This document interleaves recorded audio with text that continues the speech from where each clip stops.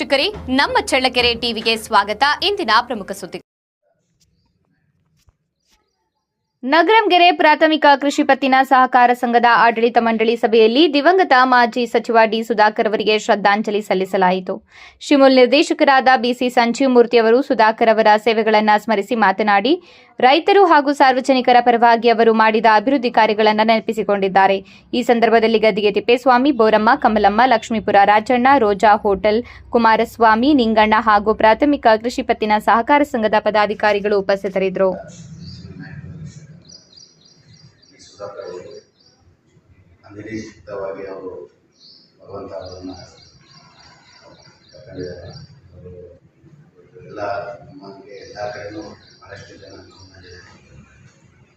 ಈ ಸಂದರ್ಭದಲ್ಲಿ ಮುಂಚಿತವಾಗಿ ಈ ಸಭೆಯನ್ನು ಕರೆದಿತ್ತು. ನಾವು ನಿರೀಕ್ಷೆ ಮಾಡಿರಲಿಲ್ಲ ಈ ಸಭೆ ಈ ಥರ ಆಗುತ್ತೆ ಅಂತ ಹೇಳಿ. ಭಾಳ ದುಃಖದ ಸಮಯ ಇದೆ.